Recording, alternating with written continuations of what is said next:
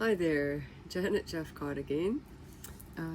Just showing the other up part of this, using this healing salve that's for infections, for wounds that have gone septic or bug bites. It can actually prevent bug bites getting infected. For people like myself with MCS, I tend to get infections easily. Anyway, so I'm just showing that process. This will be much shorter than the other video. I'm starting out with a gauze pad, which is just, you can get just Band-Aid gauze pads at the grocery or pharmacy, or you can cut your own cloth, but make sure it's fairly thick because you don't want this salve, and I've got it here as I showed in the other video, how to make this.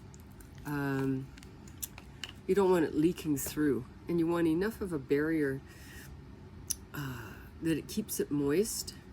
So I am cutting this one in half, this gauze pad, because it's very, very thick, and I've used it a couple times and I realize it works perfectly fine. So then I'm going to be putting a nice big, a couple tablespoons on. You want it thick enough that it's not going to dry out, because if it dries out during the night, it doesn't help your wound. Believe me, I know, because I've experimented. So you want it maybe half an inch thick. Depends on the size of your wound. My rashes that I'm working on are only about this long and maybe that wide. But they're irritating enough. If anyone listening to this knows about skin rashes. These skin rashes are from cleansing.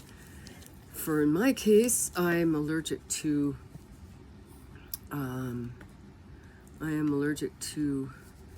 ibuprofen and acetaminophen, and I took a lot when I had an injury a couple years ago to stop the pain, because I couldn't use morphine-based painkillers because that would have killed me.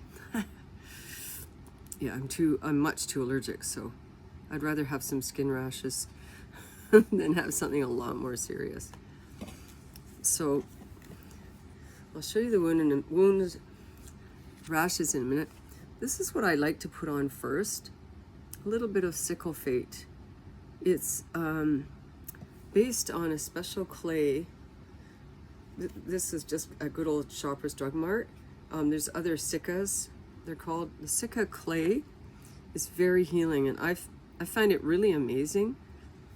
But though it stops the itching, it doesn't actually fully heal like this salve does.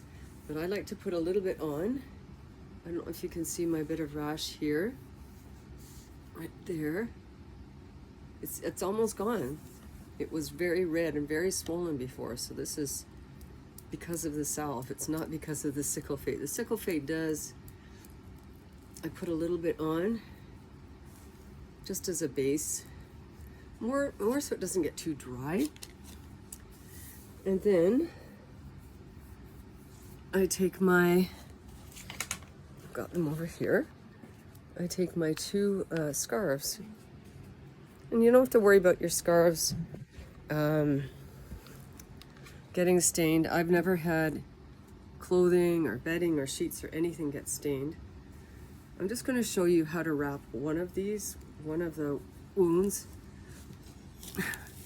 In my case, rash. Although I have done wounds before, definitely. I've had a serious wound on my face, and you can see it. Maybe you can see I had flesh-eating disease there.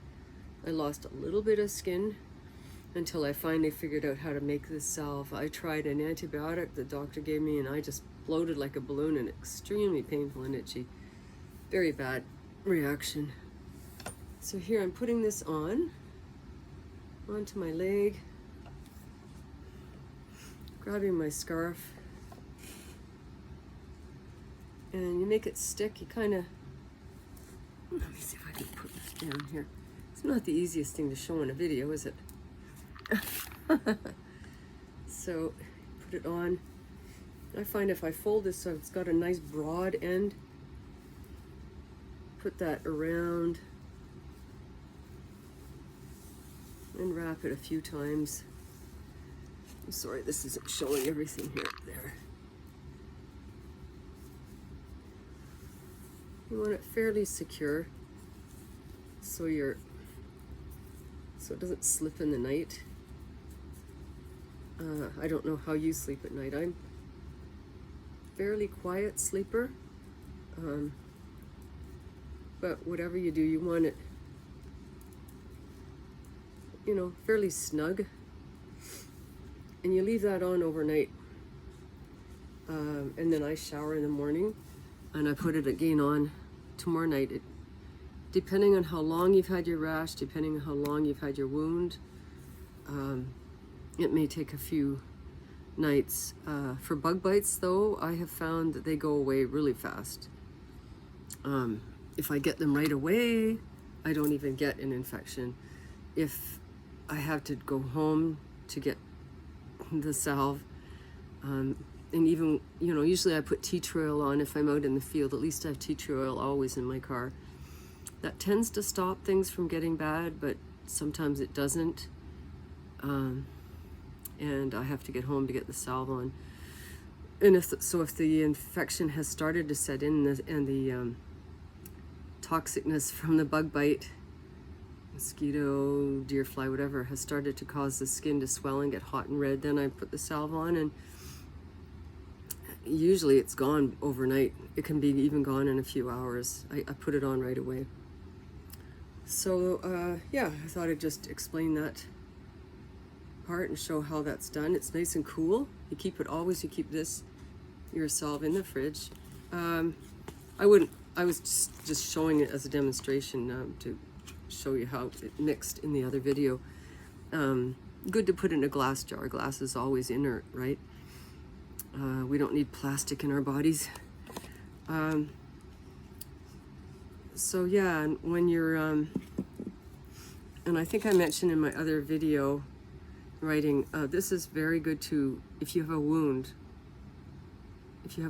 this is really good to wash it off first before you sprinkle on some golden seal, and just put a very light gauze pad over so that the wound can breathe and heal.